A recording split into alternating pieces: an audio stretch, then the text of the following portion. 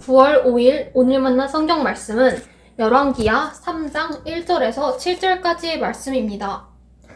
유다의 여호사밧 왕 제18년에 아합의 아들 요람이 사마리아에서 이스라엘을 12해 동안 다스렸다.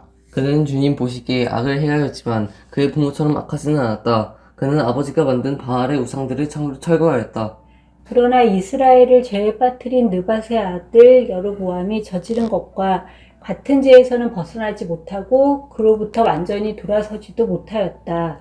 모압 왕 메사는 양을 치는 사람이었는데 이스라엘 왕에게 암양 10만 마리의 털과 수양 10만 마리의 털을 조공으로 바쳤다. 그러다가 아합이 죽은 뒤에 모압 왕이 이스라엘 왕을 배반하였다. 그때 요람 왕은 그날로 사마리아로부터 행군하여 나와서 이스라엘 군대 전체를 점검한 다음에 전쟁터로 가면서 유다의 여호사밧 왕에게 사절을 보내어 물었다. 모압 왕이 나를 배반하였습니다. 나와 함께 모압을 치러 올라가시겠습니까? 여호사밧이 대답하였다. 물론 함께 올라가겠습니다. 우리는 서로 한 몸이나 다름없는 처지가 아닙니까? 나의 군대가 곧 임금의 군대이고 나의 군마가 곧 임금의 군마가 아닙니까? 아멘. 오늘 만나러 만나주시는 하나님을 기대합니다. 성경은 마음과 뜻을 다하고 힘을 다하여 하나님을 사랑할 것을 강조합니다. 하나님을 삶의 최우선순위에 모시라는 뜻이며 하나님은 다른 어떤 것과 겸하여 섬길 수 없는 배타적 충성 대상이라는 의미입니다. 북이스라엘의 요람 왕은 그 부모 아합과 이세벨과 같이 악을 행하지는 않았습니다. 바알의 우상들을 과감하게 척결했기 때문입니다. 그럼에도 불구하고 그는 여로보암의 죄를 떠나지 못했다고 성경은 평가하고 있습니다. 죄는 적당한 거리에 둘 수 있는 대상이 아닙니다. 완전히 결별해야 합니다. 끊어버려야 합니다. 그렇지 않으면 하나님과 함께 겸하여 섬길 수 있고 결국 이중충성이라는 반쪽짜리 신앙이 되어 우상숭배로 전락하게 됩니다. 그런데 느밧의 아들 여로보암은 어떤 인물이기에 역대 왕들을 평가할 때 여로보암의 죄를 떠나지 않았다고 반복해서 언급하는 겁니까?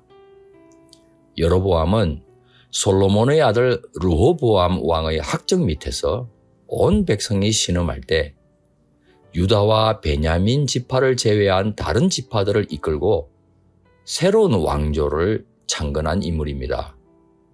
그가 북이스라엘의 왕이 될 때는 남왕국의 르호보암 왕보다 나아 보였습니다. 하지만 이후 그는 하나님을 의지하지 않았습니다.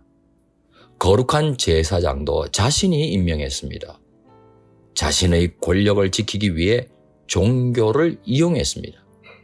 영토의 남쪽 끝 베델과 북쪽 끝의 단에 금송아지를 만들어 두고 여호와 하나님으로 숭배하면 충분하다고 온 백성 앞에 공표했습니다. 백성이 남유다 왕국의 예루살렘 성전으로 순례하는 것을 원천적으로 차단하려 했던 겁니다. 민심 이반과 권력 누수를 우려했기 때문입니다.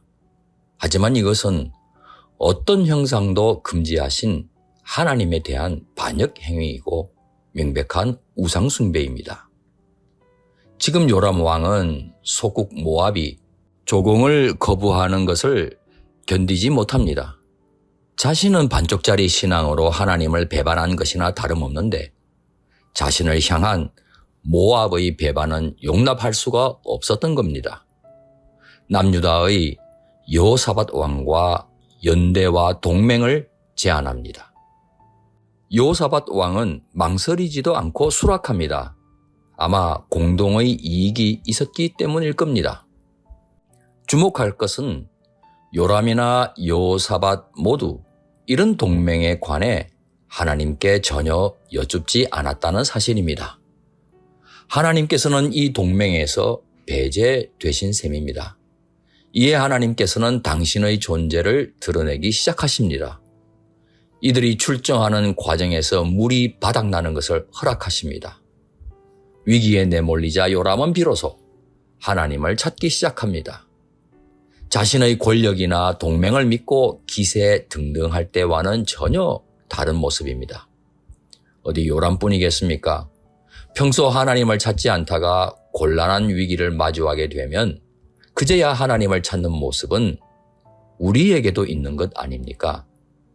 어려움 만나기 전에는 오만하게 살다가 죽을 것 같이 힘들어지면 비로소 하나님을 찾지 않습니까?